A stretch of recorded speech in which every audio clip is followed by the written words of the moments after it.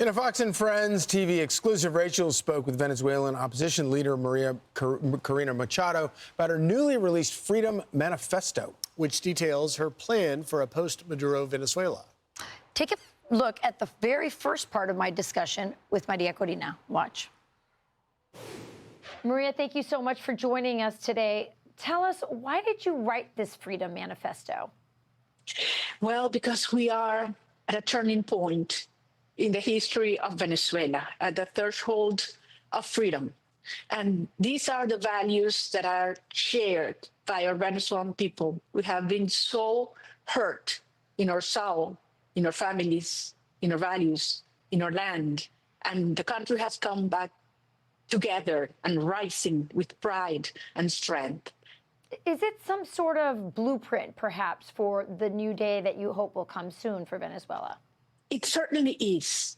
It is the values that we shared and that have, pushed us during this very long journey and this very obscure time of our history to resist, to help each other, to come close, to bravely organize and fight against this tyranny. But at the same time, it is what you say. It's the pillars of the new Venezuela that is already emerging.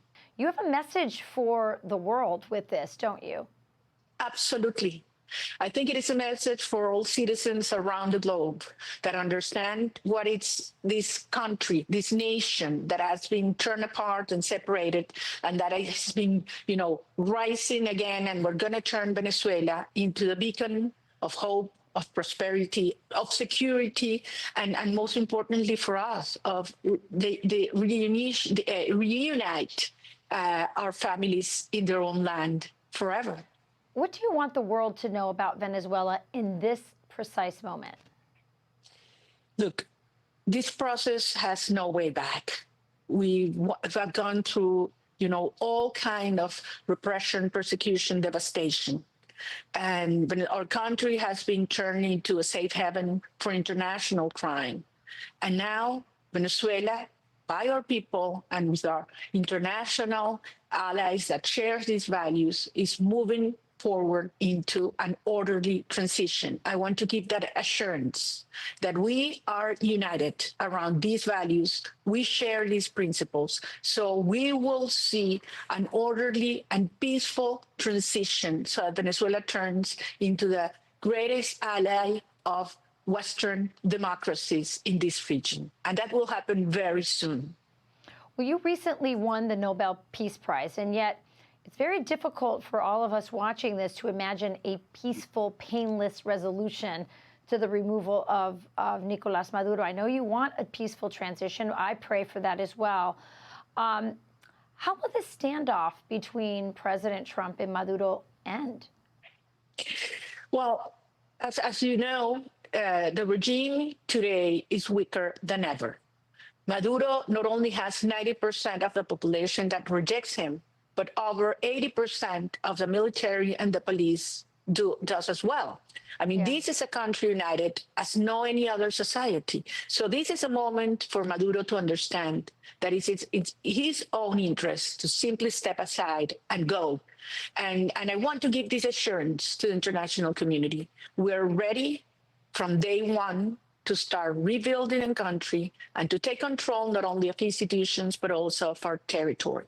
Has the repression increased as the pressure has mounted on Maduro? Yes, dramatically. Explain to us what that looks like. What is happening inside the country? How is that repression manifesting itself? Well, we have over 850 political prisoners. Many of them are totally disappeared. Their families have no idea where they are. They have no communication for months with them. Some of them have been tortured. Some of them have died in prison, at least 10. And the regime, just in the month of October, took away 55 people. Many are very close to our teams.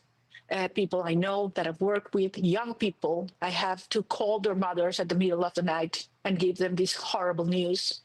and no single person dares to speak right now, even for posting in your social networks Right. a picture or protest, you can be taken away and imprisoned. But the country is organizing as never before. And I want to assure you, when the right moment comes, you will see millions coming together, celebrating, praying, and working hard to rebuild our nation. You guys, later on in the show, you're going to see part 2 of that discussion that I had with Maria Corina Machado. And she, by the way, there's been major developments. You know, you follow this very closely too, Griff.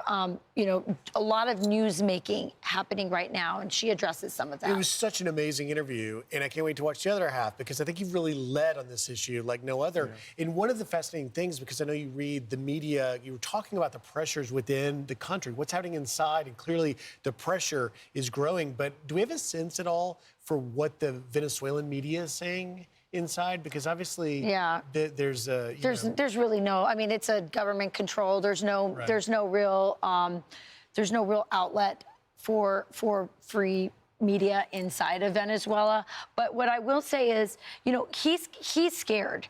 He's scared of what can happen from the Americans who are, you know, putting an armada right outside of his coast there. But that peaceful transition, he's afraid that he'll get killed by the cartels themselves. So he needs a lot of assurances. I have to believe, I have no idea, but my intuition is that the deal making that's going on with Ukraine and Russia might have a Venezuelan component to it as well, Charlie.